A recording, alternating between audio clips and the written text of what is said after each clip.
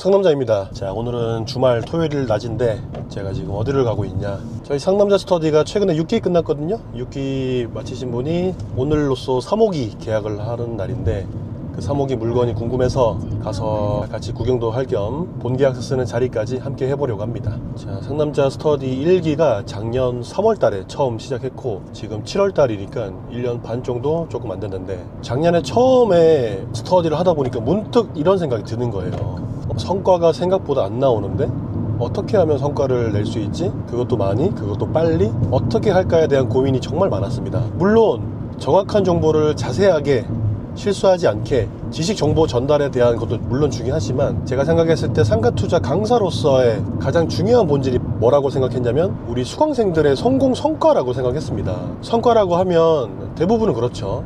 낙찰 받았습니다 단톡방에서 축하해드리고 선물 쏘고 기쁨을 함께 나누고, 자, 그리고 또 매수했습니다 단톡방에서 또 축하드리고, 그거 말고요. 그거 말고 산 거는 산 거고 어쨌든 낙찰이야 높게 써버리면 낙찰 되는 거니까 그게 중요한 게 아니잖아요. 상가는 최소한 안전 마진과 수익률이 나와줘야 되는 상품인데, 그런 거 말고 어떻게 샀고 어떻게 수익률이 세팅이 됐으며 어떻게 돈을 벌고 있는지가 되게 중요한데, 그게 본질이라고 생각하고, 저 역시도 물론 잘 해야 되겠지만 저를 믿고 따라와준 우리 수강생분들 비싼 수업료 내고 열심히 하시는데 성과까지 같이 수강생하고 함께 내면 무조건 좋잖아요. 자, 그래서 많은 고민을 했었고, 듣보잡 학고 유튜버가 그리고 뭐 상가의 진심이라고 나불나불 하는데 뭐 잘하는지도 잘 모르겠고, 그래서 저는 실력으로 보여드려야겠다고 마음을 굳게 먹었습니다. 그래서 작년에 스터디 활동 안에는 사실 1기가 영혼을 갈아 넣어서 시작을 했었던 건 맞는데, 결과론적인 이야기지만 작년에 수강했던 수강생들 비율에 비해서 성과가 그렇게 많지 않아요.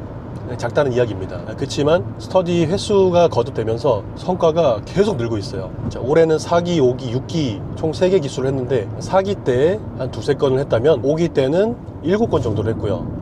그리고 지금 6기에는 9건 정도가 됩니다. 여러분, 다시 말씀드리지만 매수했다 말고 싸게 잘 매입하거나 낙찰 받아서 훌륭하게 세팅했다 물건을 말씀드리는 겁니다. 저도 사람이다 보니 아시겠지만 성과가 있으니까 재밌어요. 지금 이 브이로그도 사실 뭐 누가 관심 있고 누가 보겠어요. 하지만 저는 제가 재밌어서 그냥 하는 겁니다. 여러분, 기록이 될 수도 있고 일기가 될 수도 있고, 또 지금 사러 가는 물건을 방송으로 내보낼 거기 때문에 또 훌륭하게 세팅을 해야 되는 부담감도 있고, 이 강사로서의 부담감이 제일 큰 게 그겁니다. 강사분들은 아시겠지만 수강생들이 물건을 가져오면 컨펌을 해주는 것도 힘들지만, 그것과 별개로 나중에 물건을 샀는데 계속 공실이 난다면요? 그거 견딜 수 있겠어요? 제가 오케이 사인을 줬고 괜찮다라고 말을 했는데 풀지 못한 문신 숙제로 계속 남는다면요? 괴롭습니다. 그래서 허투루 쉽게 설렁설렁 물건을 컨펌 해드릴 수가 없어요. 싸게 사는 게 가장 중요하지만, 싸게 샀더라도 공실 나버리면 싸게 사거나 말거나 아무 의미가 없기 때문에 무조건 공실이 없어야 돼요. 무조건 맞춰야 돼요.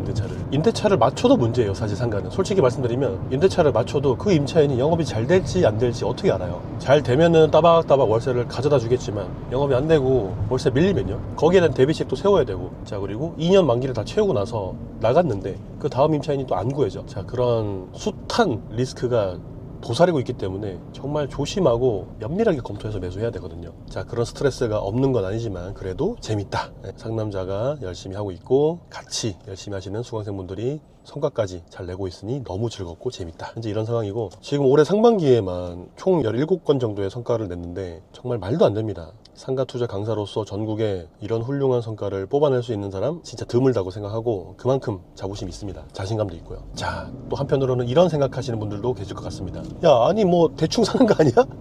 대충 저렴한 거나 뭐 시세대로 사가지고 대출 좀 잘 받고 숫자로 좀 예쁘게 포장한 다음에 그리고 성과라고 뻥튀기 하는 거 아니야? 이렇게 생각하시는 분들이 계실 거라 생각해요. 자, 하지만 저희 상남자 스터디를 함께 하셨던 분들은 잘 아실 겁니다. 한 100개 정도의 물건을 가져오면은 한 90개는 커트라는 거 녹록지 않죠? 수업 들어보시면 저의 물건 검토 기준 중에 2가지 이상을 충족해야 되는데, 그 2가지 이상 충족하기가 여간 어려운 게 아닙니다, 여러분. 자, 그럼에도 불구하고 성과가 이렇게 잘 나올 수 있었던 가장 큰 이유는 하나라고 생각합니다.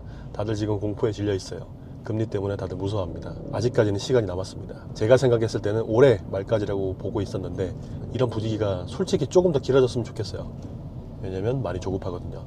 맨날 이 얘기하고 다닙니다. 지금 상가 사러 일반 매물을 보러 가면 상남자 스터디 수강생밖에 없는 것 같아요. 손님이 없습니다. 저희밖에. 그래서 가격이 잘 밀리고 저희가 원하는 숫자까지 깎을 수 있는 분위기라고 말씀드립니다. 솔직히 수도권의 경매 낙찰가율 보면 좀 짜증나요. 솔직히 이런 말씀 드리긴 좀 그렇지만, 만약에 실수요자가 받아가는 거면 인정할게요. 하지만 저희 같은 투자자가 사서 대출 잘 받고 임대 놓고 따박따박 세팅하려는 입장에서는 이게 맞나? 근데 그런 내용이 저 처음에 공부할 때도 그렇고 저희 선배님들 계시잖아요. 20년 이상 된 선배님들한테 물어봐도 그때도 똑같았다고 합니다.